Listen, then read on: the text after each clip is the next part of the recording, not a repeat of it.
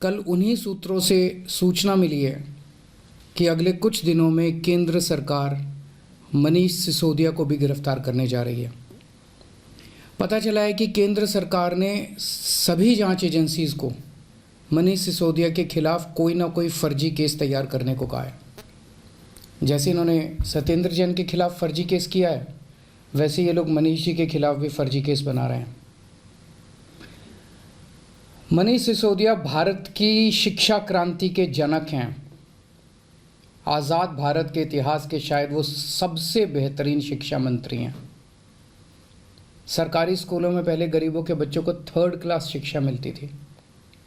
दिल्ली के सरकारी स्कूलों में 18 लाख बच्चे पढ़ते हैं। इन सभी बच्चों का भविष्य अंधकार में था। मनीष जी ने इन बच्चों को अच्छे और सुनहरी भविष्य की उम्मीद दी है। मनीष जी ने इनके माता पिता की आंखों में चमक दी है।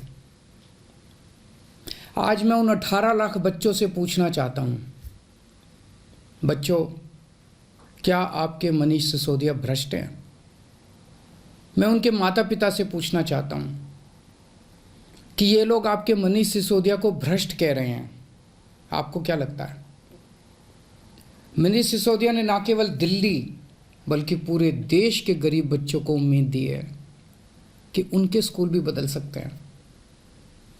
दिल्ली की शिक्षा क्रांति की धमक केवल भारत में ही नहीं, आज पूरी दुनिया में गूंज रही है। पूरी दुनिया के देशों से दिल्ली सरकार के पास निमंत्रण आ रहे हैं, हमें भी हैप्पीनेस क्लास सिखाओ, हमें भी एंटरप्रेन्योरशिप क्लास सिखाओ। मनीष जी ने पूरी दुनिया में भारत का नाम रोशन किया है। ऐसे व्यक्ति को जेल में डालना चाहिए या उन्हें पूरे देश के स्कूलों को ठीक करने की जिम्मेदारी देनी चाहिए। मुझे ऐसा लगता है कि सत्येंद्र जैन और मनीष सिसोदिया को फर्जी मामलों में जेल में डाल के दरअसल ये लोग दिल्ली में शिक्षा और स्वास्थ्य के क्षेत्र में जो अच्छे काम हो रहे हैं ना, उन्हें रोकना चाहते हैं। पर चिंता मत कीजिए, मैं ऐसा कभी नहीं होने दूंगा। सभी अच्छे काम चलते रहेंगे। मैं हमेशा कहता हूँ, मुझे राजनीति करनी नहीं आती। मनीष को और सत्येंद्र को जेल में डालने के पीछे इन लोगों की क्या राजनीति है, मुझे नहीं पता, मुझे समझ नहीं आता। मुझे केवल ये पता है कि मनीष और सत्येंद्र जैसे लोगों को जेल में डालने से केवल देश का नुकसान है। अगर मनीष और सत्येंद्र भ्रष्ट हैं तो फिर ईमानदार कौन है? खैर, मेरी प्रधानमंत्री जी से हाथ जोड़ के विनती है, ये एक एक करके जेल में डालने की बजाय आप आम आदमी पार्टी के हम सभी मंत्रियों और सभी एमएलएज को एक साथ जेल में डाल दीजिए। सारी जांच एजेंसीज को बोल दीजिए कि एक साथ सारी जांच कर ले। आप एक एक मंत्री को गिरफ्तार करते हो, इससे जनता के कामों में बाधा होती है। अब सत्येंद्र जैन जी दिल्ली में कई और नए मोहल्ला क्लिनिक बनवा रहे थे। वो दिल्ली में पानी और बढ़ाने के लिए कई नए प्रोजेक्ट्स पे काम कर रहे थे, यमुना की सफाई पे काम कर रहे थे। अब वो सारे प्रोजेक्ट्स धीमे पड़ जाएंगे। जिस केस में उन्हें गिरफ्तार किया है आपने, उसकी जांच पहले ही सीबीआई और इनकम टैक्स वाले कर चुके हैं, उन्हें कुछ नहीं मिला क्योंकि केस तो फर्जी है, उसमें कुछ है ही नहीं। अब उसी केस की दोबारा जांच ईडी कर रही है। एक एक केस को कई कई साल तक अलग अलग एजेंसी बस जांच ही करते रहेंगे क्या? तो फिर जनता का काम कब करेंगे हम लोग?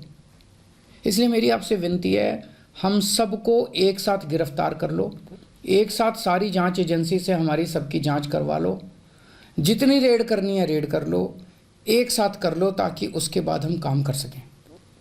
हमें राजनीति समझ नहीं आती। कुछ लोग कहते हैं ये हिमाचल के चुनाव की वजह से किया जा रहा है, कुछ लोग कहते हैं ये पंजाब चुनाव के नतीजों का बदला लिया जा रहा है। हमें नहीं पता क्या कारण है। जो भी कारण है, हमें गिरफ्तार होने से डर नहीं लगता, पर सबको एक साथ करवा लो। आपने 5 साल पहले भी हम सब पे कई कई रेड करवाई थी, किसी के यहाँ 1 पैसे की चोरी नहीं मिली। हमारे 20 से ज़्यादा एमएलएज को गिरफ्तार किया गया, सारे के सारे कोर्ट से छूट के आ गए।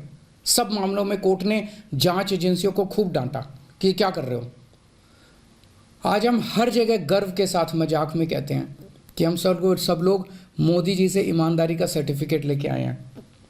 अब फिर से ये जेल का गेम शुरू हो गया। तो हमारी आपसे हाथ जोड़ के बस एक विनती है, हम सबको एक साथ गिरफ्तार करके सारी जांच करवा लीजिए।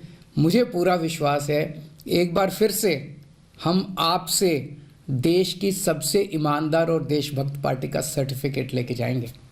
जय हिंद।